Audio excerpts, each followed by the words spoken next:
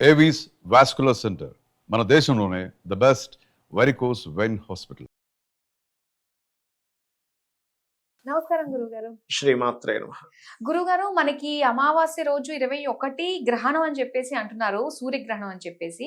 అయితే నవరాత్రుల మర్నాడే కాబట్టి మరి ఇంట్లో పటాలు శుభ్రం చేసుకోవడం, అమ్మవారి మండపాలు ఏర్పాటు చేసుకోవడం, ఇవన్నీ కూడా ఎప్పుడు చేసుకోవాలంటారు అసలు?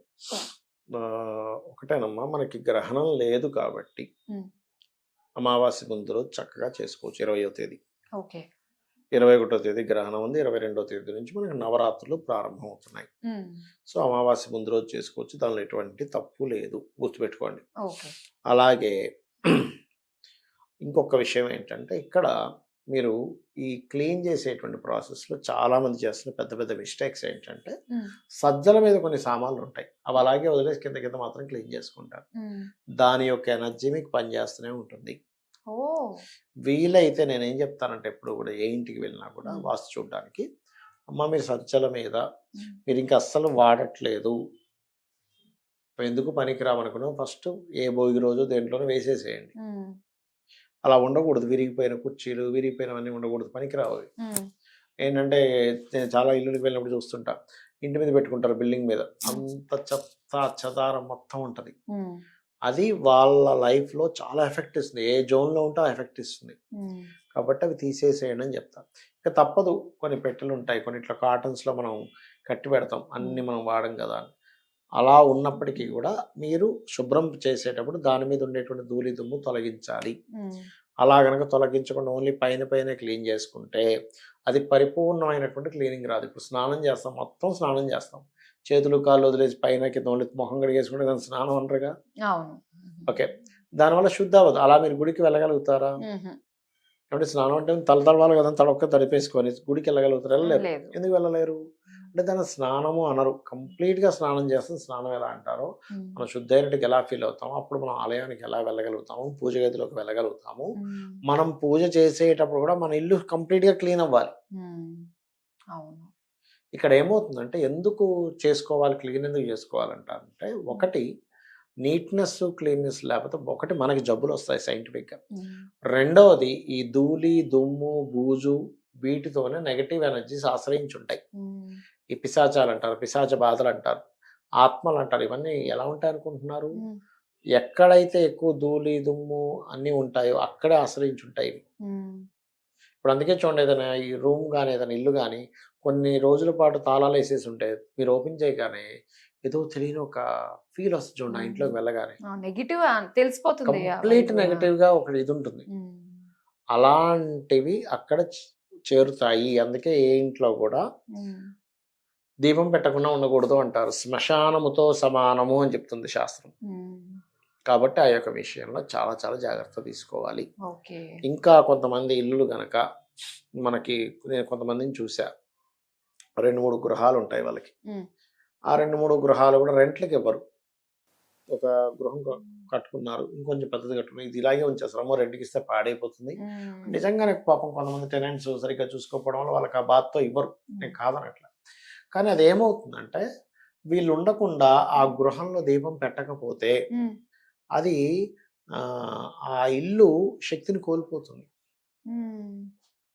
ఎలా అయితే ఒక ఆలయంలో దేవతామూర్తికి సరైనటువంటి కైంకర్యాలు జరగకపోతే ఏ రకంగా అందులోంచి కళలు వెళ్ళిపోతాయో, గృహంలో నిత్య దీపారాధన నిత్య దేవతారాధన చేయకపోతే అక్కడ ఉండేటువంటి వాస్తు పురుషుడు 45 మంది దేవతా అసురుల యొక్క ఎనర్జీస్ తగ్గిపోయి అక్కడి నుంచి ఆ కళలు వెళ్ళిపోతాయి.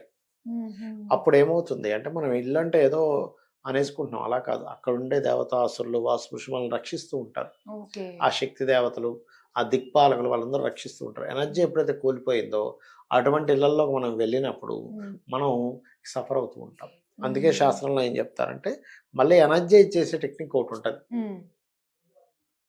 మనకి గోమూత్రం ఉంటుంది, చక్కగా ఒక చెంబులో తీసుకొని ఆకుతో, మనకి తమలపాకు కానీ లేకపోతే మామిడి ఆకులు కానీ తీసుకొని దాంతో మంత్రం చదువుతూ నమశివాయ నమశివాయ అనుకోండి, లేకపోతే విష్ణు సహస్రనామం లలిత సహస్రనామం అనుకుంటూ జల్లేసేయండి.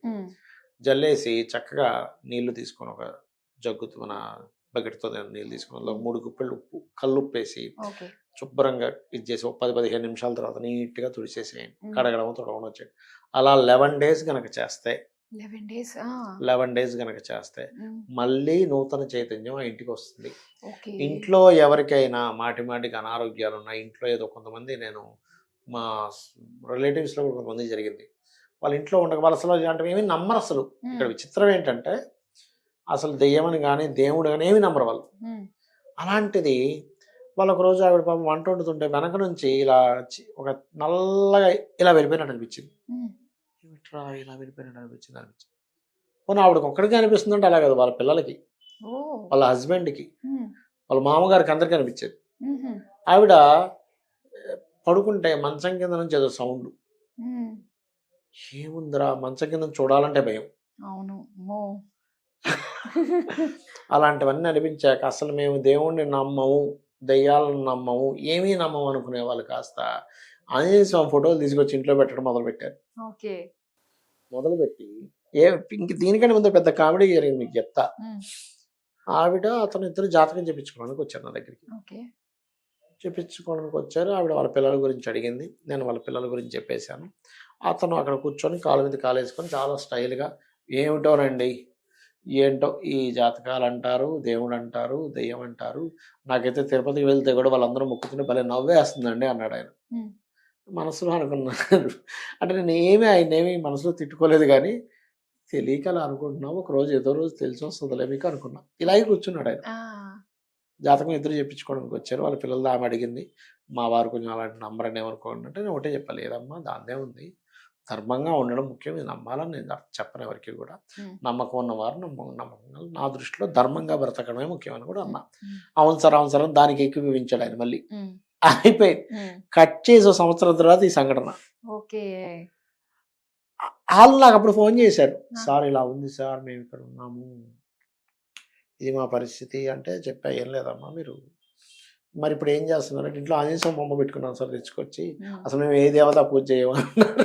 ఏం పర్లేదమ్మా, మీరు ఈ గోమూత్రం జల్లేసి డైలీ ఒక 7 టైమ్స్ హనుమాన్ చాలీసా చేయండి అన్నాక స్లోగా వాళ్ళకి ఇది పోయింది, నార్మల్ అయిపోయింది. ఎందుకంటే ఇల్యూజన్ అయితే ఒకరికి రావాలి, ఆవిడికి, అబ్బాయి అమ్మాయి వాళ్ళకి, ఆ 2 పిల్లలకి, అతనికి, వాళ్ళ మామగారికి. ఇంతమందికి ఎలా వచ్చింది?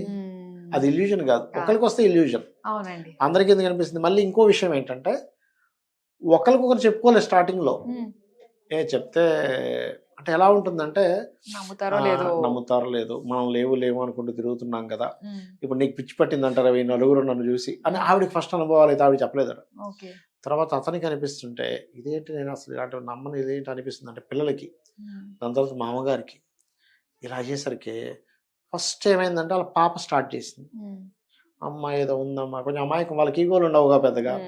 వాళ్ళ పాప చేశాక వాళ్ళ బాబు అన్నాడు, అమ్మో నాకు కనిపిస్తున్నాయి ఇలాంటివి, నల్లగా ఏదో సౌండ్ వస్తుంది, రాత్రిపూట ఏదో గజ్జల శబ్దంలా వస్తుంది, డాబా మీదకి వెళ్తే ఏం కనిపించట్లేదు, ఇలాంటివన్నీ జరుగుతున్నాయి వాళ్ళ ఆయన చెప్పాడు. దాని తర్వాత ఈవిడ, వాళ్ళ మామగారు అందరూ ఓపెన్ అయ్యారు ఒకటేసారి, అమ్మో ఏదో ఉందిరా. మామూలుగా ఉండదు అసలు.